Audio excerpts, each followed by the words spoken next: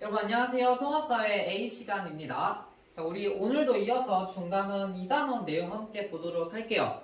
우리 지난 시간에는 시장경제 주체로서 가계와 기업 두 가지를 공부했습니다. 그래서 이게 가장 기본적인 경제 주체라고 이야기를 했죠. 근데 요 가계와 기업한테만 이렇게 시장경제 활동을 자유롭게 맡겨두면 다양한 문제점이 나타나게 됩니다. 우리가 자본주의의 역사적 과정을 공부할 때 자유방임주의 기억날 거예요. 정부의 역할이 많이 없는 자본주의라고 이야기했죠. 자, 그 경우에 문제점이 나타날 수 있다는 걸 이야기했었는데 그 문제점을 오늘 구체적으로 본다 이렇게 이해해도 될 것 같아요. 한 4가지 정도로 정리를 할 건데 한번 차례대로 공부해 볼게요. 첫 번째는 독과점입니다. 자, 독과점을 일단 처음 들어본 친구들이 있을 거기 때문에 뜻부터 함께 보도록 할게요. 자, 독과점 시장이라고 주로 이야기하는데 독과점 시장은 소수 기업이 적은 수의 기업이 시장 지배력을 가지고 가격과 생산량을 조절할 수 있는 시장을 이야기합니다. 즉 기업의 수가 적고요. 시장을 지배할 수 있는 힘을 가지고 있습니다. 이 시장들이 이 기업들이 시장 지배력을 가지고 가격이나 생산량을 마음대로 조절하는 그런 시장을 우리가 독과점 시장이라고 이야기해요. 근데 독과점이란 말은 사실 독점과 과점의 합친 말이거든요. 그래서 두 가지를 좀 나눠서 구체적으로 볼 거예요. 첫 번째 들어갈 말이 독점 시장이에요. 두 번째 들어갈 말이 과점 시장입니다. 자, 독이라는 말은 우리가 하나일 때 독이라 그래요. 그래서 집 같은 경우도 독채라고 하면 그 가정 하나만 쓰는 집을 우리가 독채라고 이야기하고 그 다음에 고독하다 이런 말도 하죠. 이렇게 독이 들어가면 혼자라는 뜻을 가지고 있어요. 그래서 이 독점 시장은 시장의 공급자가 하나밖에 없는 상태입니다. 하나밖에. 대표적인 게 선생님이 머릿속에 드는 대표적인 예시는 카톡이에요. 카톡. 우리가 물론 텔레그램이나 이런 것들이 있긴 하지만 우리가 어떤 다른 사람들과 전반적으로 연결되어 있을 수 있는 메신저 프로그램은 카카오톡이 압도적으로 많은 사람들을 점유하고 있죠. 그래서 이 카톡이 아마 독점 시장 중에 한 예시가 되지 않을까 싶어요. 우리가 현실 세계에서는 정말 완벽하게 100% 시장을 점유하고 있는 기업은 없습니다. 거의. 그래서 이렇게 한 95% 이상 점유하고 있을 때도 우리는 독점이라고 이야기를 해요. 자, 그다음 과점 시장은요. 담합을 할 수 있는 소수의 공급자가 존재하는 상태라고 이야기하죠. 여기서 중요한 말은 담합이에요. 담합. 자, 담합의 뜻은 여기다 정리해 볼까요? 자, 다른 기업과 공동으로 가격을 결정하는 행위를 이야기합니다. 즉 소수의 기업이 모여서 야 우리 이거 같이 얼마에 팔자라고 이야기하는 걸 담합이라고 해요. 자 근데 기업이 너무 많으면 이게 불가능하겠죠? 막 이렇게 하다가 한 기업이 그냥 가격을 낮춰버릴 수 있잖아요. 그래서 좀 수가 적고 그 적은 수의 기업들이 함께 모여서 가격을 책정할 때 우리가 그걸 담합이라고 이야기하고 그렇게 담합을 할 수 있는 소수의 공급자가 있는 시장을 과점 시장이라고 이야기합니다. 과자가 좀 소수라는 의미를 가지고 있어요. 이해됐나요? 그러면 이 독과점 시장이 가지고 있는 문제점은 뭐냐? 숫자가 적죠. 근데 그 숫자가 적은 기업이 파는 물건이 소비자가 반드시 필요로 하는 물건이라면 기업의 입장에서는 어떻게 할까요? 그 물건의 가격을 굉장히 높게 책정할 거예요. 자, 그래서 이 재화나 서비스가 시장 가격, 판매자가 엄청나게 많았다면 팔렸을 가격보다 높게 책정이 돼요. 그럼 당연히 그 피해는 고스란히 누구한테 가는 거예요? 그렇죠. 소비자한테 가는 거죠. 소비자가 피해를 받게 된다라는 문제점을 가지고 있습니다. 자, 이게 왜 시장경제의 문제냐? 시장경제에 마음대로 맡겨놨더니 한 기업이 점점 몸을 불려서 다른 기업을 다 흡수해버려요. 그러면서 독점 시장이 될 수 있다는 거죠. 시장경제에만 맡겨두면 이렇게 독과점 시장으로 변질될 수 있다라는 문제점 이해했죠? 자, 그럼 두 번째 공공재 문제로 좀 가볼 거예요. 자, 시장에서는 다양한 물건들이 팔릴 텐데 사람들이 필요한 물건들 중에는 이제 공공재라는 것도 있을 수 있어요. 일단 공공재의 개념부터 좀 확인해 볼게요. 자, 공공재란 비배제성과 비경합성을 가진 재화 서비스. 뭔 소린지 하나도 모르겠죠? 그래서 이 두 가지 개념 다시 먼저 보고 공공재로 넘어와 볼게요. 우리가 위에 적을 게 비배제성이고요. 아래 적을 게 비경합성이에요.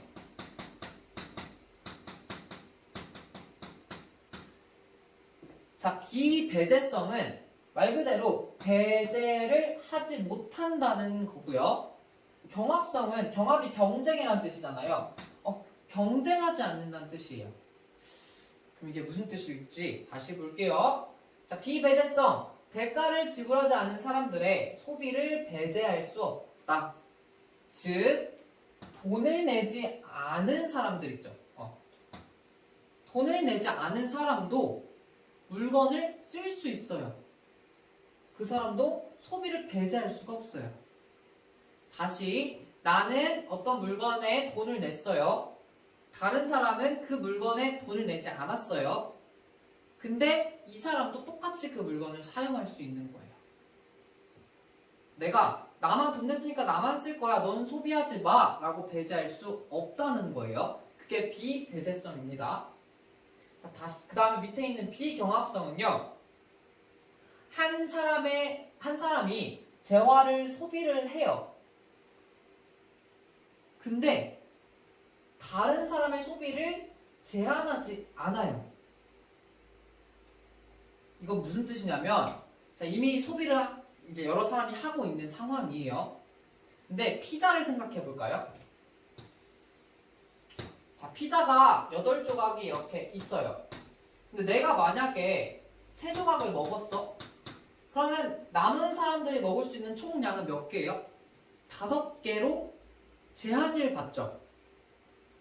그쵸? 근데 이 공공재라는 건 내가 어떤 이 재화나 서비스를 사용하고 있는데 다른 사람도 똑같이 이만큼의 양을 사용할 수 있는 그런 성질을 이야기해요.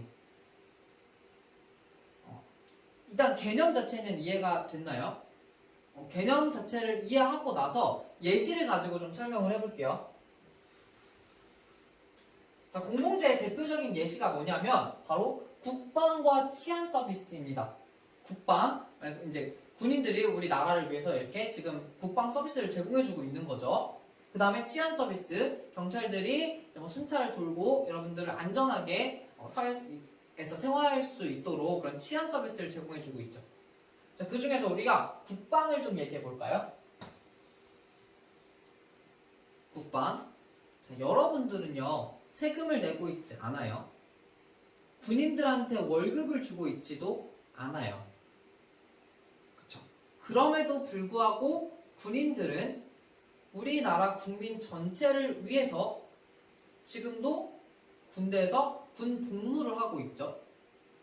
여러분들은 그 군인들이 군 복무를 하고 있기 때문에 안전하게 지금 이 집에서 학교에서 공부를 할 수 있는 거죠.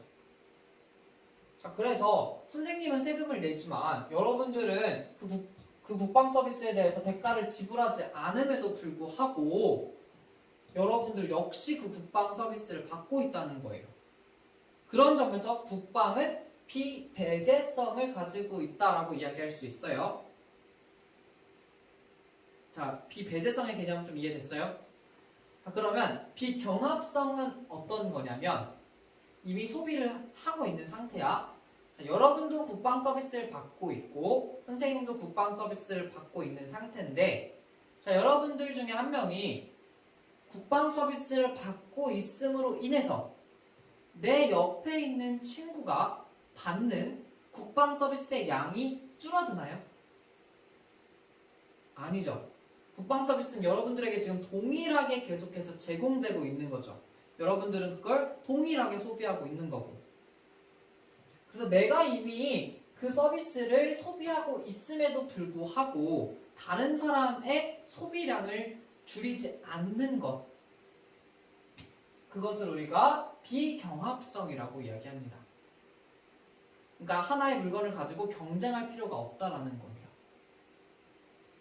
이해됐나요? 그래서 우리가 이 두 가지 성격을 모두 가진 재화를 공공재라고 이야기해요. 자, 그럼 이제 여러분들이 한번 생각을 해봐요.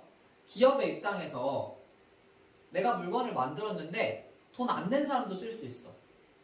그리고 소비자 입장에서는 이걸 무한정으로 쓸 수 있어. 자, 그러면 기업이 이거를 제공할 유인이 있을까요? 제공할 만한 매력을 느낄까요? 아니겠죠. 내가 무슨 기부천사도 아니고 그냥 무조건 풀어줘야 되는 거잖아. 그럴 일은 없겠죠. 그래서 이 공공재라는 게 국민한테 꼭 필요한 재화와 서비스일 수 있음에도 불구하고 단순히 시장 경제에 맡겨두면, 가게와 기업한테만 맡겨두면 공급이 제대로 되지가 않겠죠. 그래서 충분히 공급되지 않는다라는 문제점을 가지고 있어요. 그럼 지금 정부가 없어서 국방 서비스가 제공되지 않는다고 해보세요. 그러면 며칠 뒤에 북한이나 다른 나라에서 우리나라를 그냥 그대로 공격할 수 있겠죠. 우리나라를. 그럼 여러분들은 갑자기 내일이 없어질 수 있겠죠. 그러지 않을 수 있는 건 우리가 시장 경제를 보완하기 위한 어떤 추가적인 정부의 역할이 들어가 있다는 거예요. 그 부분은 우리가 다음 시간에 배워보도록 하겠습니다. 자, 그 다음에 우리가 시장 경제가 가지고 있는 세 번째 문제점을 보도록 하겠습니다. 세 번째 문제점은 외부 효과라고 이야기를 해요. 자, 외부 효과란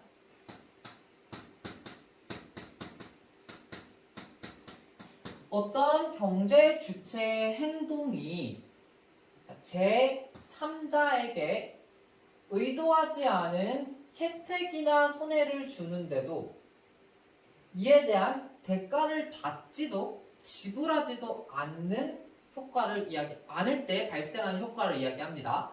자, 두 개로 나눠야 돼요. 자, 의도하지 않은 혜택을 줬어요. 근데 이에 대한 대가를 받지 않는 것. 그 다음에 제3자에게 의도하지 않은 손해를 줬어요. 근데 여기에 대한 대가를 주지 않는 것. 이 두 가지를 모두 통틀어서 우리가 외부 효과라고 이야기를 하는데 이것도 개념 자체는 좀 어렵죠. 밑에서 다시 한번 나눠서 볼게요. 첫째가 이 노란색으로 체크하는 거예요. 어떤 경제 주체의 이 경제 활동이 다른 경제 주체한테 의도하지 않은 이익을 줍니다. 자, 내가 이익을 줬으면 그 이익을 받은 사람은 원래 시장이라면 나한테 돈을 지불해야 될 거예요. 근데 그 사람은 돈을 주지 않아요. 즉 이걸 제공해준 사람은 경제적인 대가를 받지 못하는 거죠. 이걸 뭐라고 하냐면 긍정적 외부 효과라고 이야기합니다.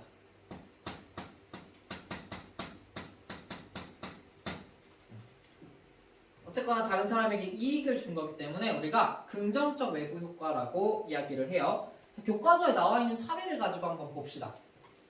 자, 교과서에 어떤 사례가 나와 있냐면 각각의 집이 아파트가 아닌 주택들이 담장을 허물어 버려요. 담장을 허물고 정원을 거기에다 가꾼다면 자, 지나가는 사람이 보면서 만족감을 느끼고 거기서 사진도 찍을 수 있고 조금 더 어떤 행복을 느낄 수 있겠죠.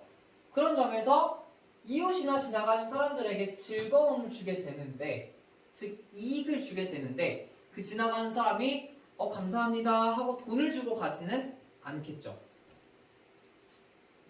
그런 경우에 우리가 이렇게 담장을 허물고 정원을 가꾸는 행위를 우리가 긍정적 외부 효과라고 이야기를 해요.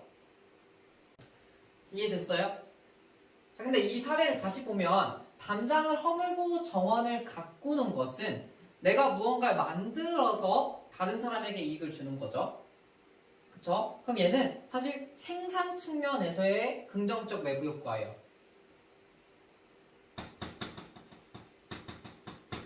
자, 근데 내가 어떤 재화나 서비스를 소비함으로써 다른 제3자에게 이익을 주는 경우도 있습니다. 그래서 이번엔 소비 입장에서, 소비 측면에서의 긍정적인 외부 효과 예시를 한번 들어볼게요. 요즘에 한창 이슈가 되고 있는 바로 백신 접종이 여기에 해당이 됩니다. 물론 이때 이 백신은 안정성이 보장되어 있어야겠죠. 안전성이 보장된 백신을 접종받았다고 합시다. 선생님이 만약에 백신을 접종받게 된다면 전염병에 감염되지 않겠죠. 어떤 감염병에 감염되지 않겠죠. 자, 그러면 내가 감염되지 않기 때문에 내 주변에 있는 사람들, 즉 여러분들도 그 선생님으로 인해서 감염될 가능성은 없어지게 되는 거죠. 그렇죠? 그러니까 선생님이 만약에 백신을 이제 돈 받고 하는 거라고 한다면 선생님이 돈을 내고 백신을 맞았지만 여러분들은 돈을 내지 않고 선생님으로부터 감염될 가능성이 사라지게 되는 거예요. 이득을 보게 되는 거죠. 이런 경우에는 이제 소비 측면에서 긍정적 외부 효과가 발생했다, 이렇게 이야기할 수 있습니다. 괜찮아요? 자, 그 다음에 반대로 이번에는 반대로 붉은색 부분 좀 볼게요. 자, 어떤 경제주체의 경제활동이 다른 경제주체에게 의도하지 않게 피해를 줍니다. 자, 피해를 주는데 이에 대해서 대가를 지불하지 않아요. 즉 내가 막 뭘 해가지고 그 하는 과정에서 다른 사람한테 손해를 줬어. 그럼 원래대로라면 거기에 대해서 보상을 해주거나 배상을 해줘야겠죠. 근데 그런 거 없이 그냥 나몰라라가 돼버리는 거. 이거는 피해를 줬기 때문에 우리가 부정적 외부 효과라고 이야기합니다. 자, 마찬가지로 우리가 그 교과서에 있는 사례 먼저 좀 확인을 해볼게요. 자, 교과서에 이런 사례가 나와 있네요. 자, 어떤 기업이 제품 생산 과정에서 대기오염을 일으키는 물질을 배출했다. 자, 그렇게 되면 그 기업 주변에 살고 있는 사람들은 어떤 대기 오염으로 인해서 호흡기 질환이 나타날 수 있겠죠. 즉 호흡기 질환이 나타난 제3자가 생긴 거예요. 자, 그럼 피해를 받았죠, 이 주민들이. 근데 이 상황에서 기업이 여기에 대해 배상을 해주지 않는다. 그러면 우리가 이 대기 오염을 일으키는 물질을 배출한 것으로 인해서 부정적 외부 효과가 발생했다라고 이야기해요. 자, 이거 역시 마찬가지로 기업이 어떤 물건을 만드는 과정에서 나타난 거죠. 그래서 얘도 생산 측면에서의 부정적 외부 효과입니다. 그럼 반면에 소비 측면에서의 부정적 외부 효과는 어떤 게 있냐? 대표적인 게 흡연이 있습니다. 흡연. 자, 담배 피는 거. 그 중에서도 특히 길에서 담배 피면서 가는 사람들, 제일 싫어하는, 극혐하는 사람들인데, 자, 어떤 문제가 나타나냐? 길 가면서 담배를 피는 사람은 담배를 산 거예요. 그죠? 담배를 사서 피는 거예요. 즉 소비를 한 건데, 자, 그 담배 연기를 맡게 될 지나가는 사람들은 이 담배 연기로 인해서 불쾌감을 느끼기도 하고, 또 그 담배 연기로 인해서 내 폐가 나빠질 수도 있죠. 그렇게 피해를 받지만 이 지나가는 사람이 나한테 그에 대한 돈을 주지는 않아요. 대가를 주지는 않는단 말이에요. 그죠? 그래서 이런 걸 우리가 흡연으로 인해서 부정적 외부 효과가 발생했다라고 이야기할 수 있는 거예요. 이해됐나요? 자, 그러면 이제 우리가 이 외부 효과의 두 가지 개념을 나눠서 봤으니까 이 두 가지로 나누어서 이 외부 효과의 문제점을 좀 보도록 할게요. 자, 우리가 외부 효과의 문제점은 첫째, 긍정적 외부 효과 측면에서 봅시다. 긍정적 외부 효과 측면에서 사회 전체가 요구하는 양보다 소비 생산이 적게 이루어질까요? 많이 이루어질까요? 아까 예시 다시 한번 생각해 보세요. 자, 내가 담장을 허물고 정원을 만들어. 그럼 다른 사람들은 행복하죠. 근데 그렇게 담장을 허물고 정원을 내 돈 들여서 만드는 사람이 많을까요? 적을까요? 적겠죠. 그리고 백신을 접종받는 것도 마찬가지예요. 아무런 이유 없이 나만 접종을 맞으라고 한다면 내 돈 내고 접종을 받기는 꺼려지겠죠. 자, 그래서 사회 전체가 요구하는 양보다 소비 생산이 적게 이루어진다는 게 외부 효과의 문제점이에요. 반면에 부정적 외부 효과. 자, 내가 대기오염을 막 일으키면서 물건을 많이 만들어낼 수 있어. 그리고 그걸로 인해 호흡기 질환이 생기는 사람한테 배상을 안 해줘도 된대. 자, 그럼 더더욱이나 대기오염을 일으키는 물질을 많이 배출하겠죠. 그 다음에 아까 말한 흡연도. 돈 안 내고 그냥 길 다니면서 담배 펴도 돼. 그러면 거리낌 없이 담배 피면서 다니겠죠. 그래서 사회 전체가 요구하는 양보다 소비 생산이 얘는 많이 이루어지게 됩니다. 그러니까 사람들은 더 많이 피해를 보게 되는 거고요. 얘는 사람들이 더 많은 이득을 볼 수 없게 되는 거죠. 자, 그래서 우리가 이 외부 효과의 문제점을 묶어서 이렇게 이야기합니다. 자원이 효율적으로 배분되지 않는다. 즉 사회적으로 가장 이상적인 양만큼 소비되거나 생산되지 않는다라고 이야기해요. 이해됐나요? 외부 효과라는 개념이 조금 어려워요. 그래서 외부 효과도 다시 한번 예시를 가지고 생각해 보길 바래요. 자, 그 다음에 이제 마지막 문제점 보겠습니다. 자, 마지막 문제점은요, 경제적 불평등이에요. 우리가 시장 경제 이야기할 때 사실 기사나 신문 기사나 뉴스에서 제일 많이 등장하는 게 바로 이 경제적 불평등이죠. 자, 경제적 불평등의 정의는요, 개인의 능력이나 사회적, 경제적 조건 차이에 의해서 빈부격차가 생기는 걸 이야기합니다.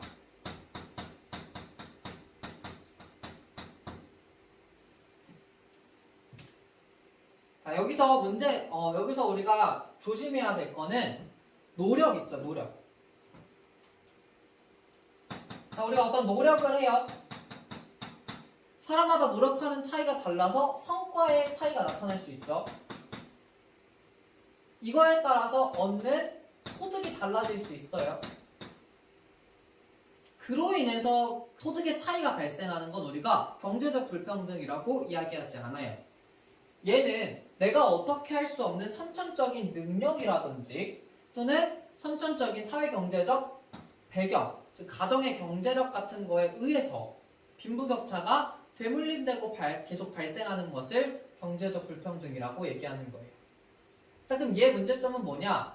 내가 아무리 노력해도 이 불평등을 극복할 수가 없기 때문에 사회 계층 간, 즉 상류층, 중류층, 하류층 간에 위화감이 조성됩니다. 즉 서로 조화되지 못하고 서로 약간 싫어하는 그런 감정들이 나타나게 돼요.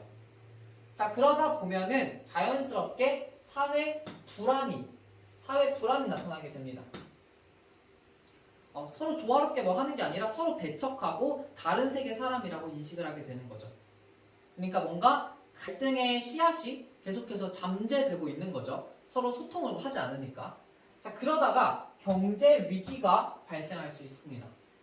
자, 이거는 최근에 선생님이 읽은 기사 중에 하나인데, 특히 중산층의 사람들, 중류층의 사람들이 요즘에 상류층을 따라잡고 싶은 그런 생각에 명품 소비를 되게 많이 한다는 얘기를 해요. 자, 근데 이 명품을 소비할 때 내가 번 돈으로 소비하는 게 아니라 은행에서 대출을 해가지고 빚을 져서 명품을 사는 경우가 많다고 해요. 자, 그럼 이게 누적이 되다 보면 은행은 계속해서 돈을 빌려주는 거고 이 사람들은 돈을 계속 빌려서 물건을 사는 건데 이게 어느 순간 가다 보면 개인은 그 빚을 갚을 능력이 없어질 거고요. 그럼 이 빚을 못 갚는 사람이 생기면 은행도 엄청난 타격을 받게 되겠죠.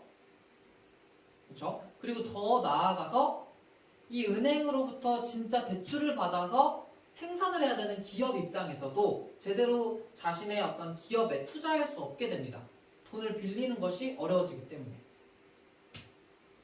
이런 문제점들이 계속해서 반복된다면 자연스럽게 경제 위기가 발생할 수 있다는 거죠.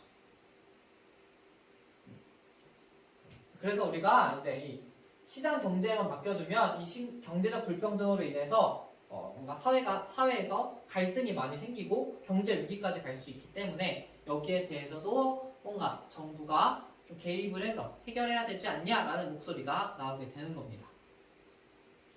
자, 이해됐죠? 자, 우리가 오늘 이렇게 해서 4가지 문제점을 공부를 했어요. 첫 번째, 독과점. 두 번째, 공공재 공급이 적은 것. 그 다음에 세 번째, 외부 효과. 네 번째, 경제적 불평등까지 공부를 했는데, 우리가 다음 주에 학교를 오게 되면 수행평가를 하나 진행하고 나서 이 시장 경제 문제를 해결하기 위한 정부의 역할을 공부하도록 하겠습니다. 자, 여기서 선생님이 과제 하나 제시할게요. 자, 오늘의 과제는 자, 외부 효과의 사례를 하나 찾아서 적어주시면 됩니다. 긍정적 외부 효과여도 되고요, 부정적 외부 효과여도 되고요. 그 사례를 인터넷에 검색해서 작성을 해주면 되고, 오늘 선생님이 가르쳐준 이 경제학적 개념에 적합한 외부 효과여야 하고요. 선생님이 제시한 사례는 제외시키겠습니다. 오늘은 이 제외하고 다른 외부 효과 하나씩 찾아서 올려주시면 될 것 같아요. 자, 우리 다음 주에 학교에 오게 되면 수행평가 나머지 부분 진행하게 됩니다. 그래서 여러분들이 작성했던 그 영상 속의 인권 침해 요소, 그거를 해결하기 위한 방안에 대해서 작성을 할 거니까 미리 한 번씩 고민하고 오면 될 것 같아요. 다음 주에 학교 왔을 때 다시 한번 시간표 공지하도록 하겠습니다. 자, 그럼 오늘 수업은 여기서 마치도록 할게요. 우리 다음 주에 또 봐요. 안녕.